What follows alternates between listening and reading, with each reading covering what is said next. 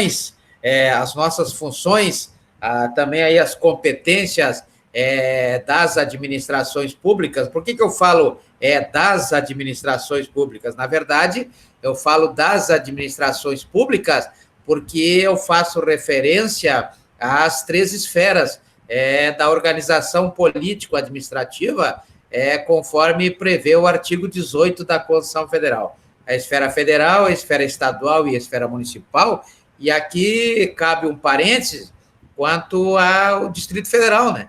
O Distrito Federal, cuja capital é Brasília, está previsto lá no artigo 18, parágrafo 1º da Constituição Federal, é um distrito. Então, ora ele é estado, ora ele é município. Então, a administração pública estadual e também a administração pública municipal na gestão do Distrito Federal. Então, essa definição aí vai depender do que a lei determinará para cada caso, né? Cada caso vai trazer aí o que será, como será interpretada essa atribuição em relação ao Distrito Federal. Então, tem que ter um pouco de cuidado na questão das provas aí, dos concursos, quanto ao Distrito Federal. Muito bem. Então, vimos aí o exercício do poder de polícia, né? Eu recomendei a leitura do recurso especial 817, 534, né? 534,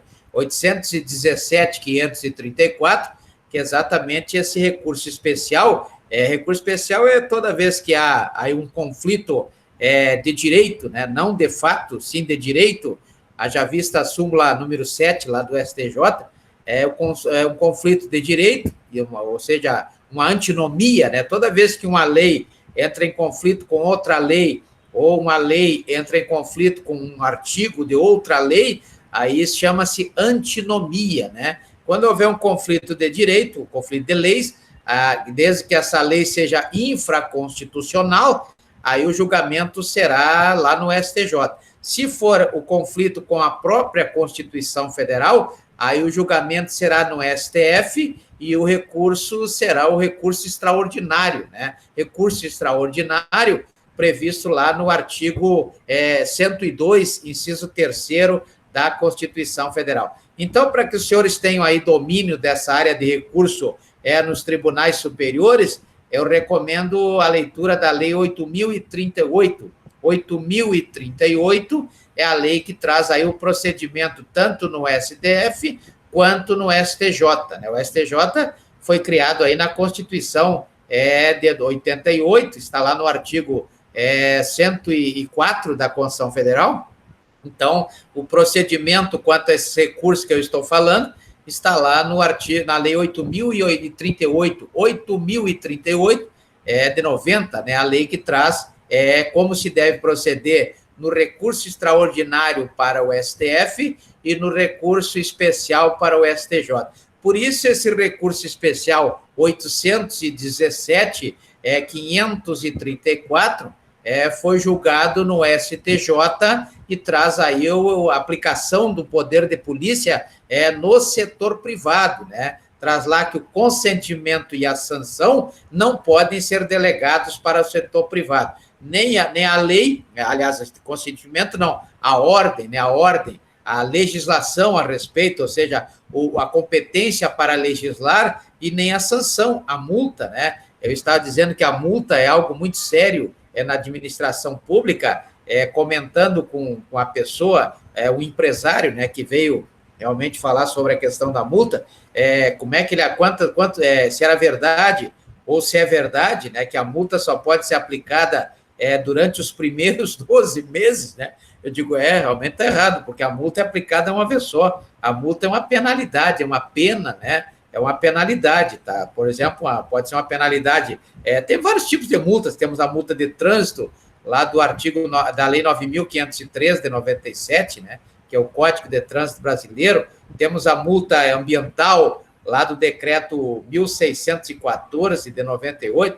Temos a multa como pena, lá do artigo 48 do Código Penal. Vários tipos de multa, né? E a pergunta que se faz é sempre: o que é melhor pagar?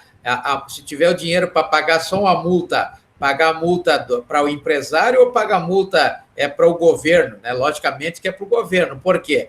Porque o artigo 52, parágrafo 1º, da Lei 8.078, de 90, ela diz que a multa para o empresário, para o comerciante lá, é no máximo 2%, no máximo 2%.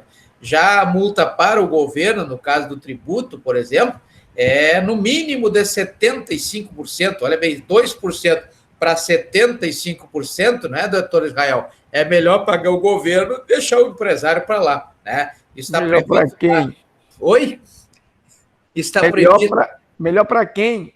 Não, veja bem, se eu vou pagar multa, não, melhor para ninguém, porque a multa eu vou ter que pagar do jeito ou do outro, né? Senão vou ser executado, né? Vou sofrer execução lá, ou se for uma execução do empresário, lá pelo artigo 783 da Lei 13.105 de 2015, ou se for pelo governo, no caso do tributo, pelo que prevê a Lei 6.830 de 80, que é a execução fiscal, né? A execução é a permissão que a lei dá ao órgão, para o Estado, por exemplo, para que entre no patrimônio da pessoa e pegue um bem e venda esse bem e com o dinheiro da venda pague lá o credor, né? Então, de qualquer forma, é problema. Mas veja bem, se eu tiver dinheiro para pagar só um, eu vou pagar o governo, porque o governo, a multa é no mínimo 75%. Está lá no artigo 44 da Lei 9.430, né? A Lei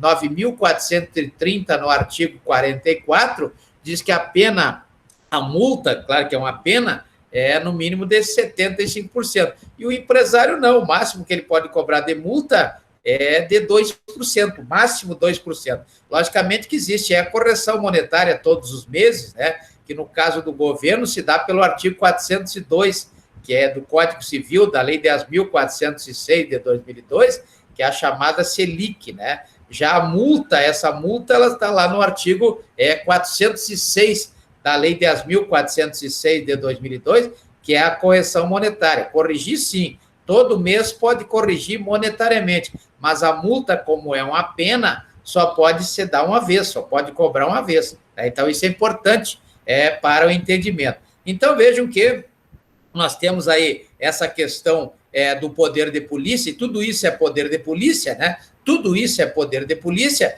que os senhores vão encontrar lá no recurso especial 817.534. Então, o exercício do poder de polícia é isso, né? É a limitação do direito. Por isso que todos os direitos são relativos. Tem entendimentos aí doutrinários que, por exemplo, a não ser torturado é um direito absoluto, né? É um direito absoluto não ser torturado, como prevê a Lei 9.455. Lei 9.455 traz o crime de tortura, né? Então, não ser torturado é um direito absoluto. Eu acho que é um dever dos outros em não torturar, né? Mas existe entendimento aí de ambos os lados, onde a alegação é de que o direito à tortura trata-se de um direito absoluto. Aí depende do posicionamento de cada autor, né? Mas existe aí, na verdade, a presunção de que todo o direito ele é juris tantum.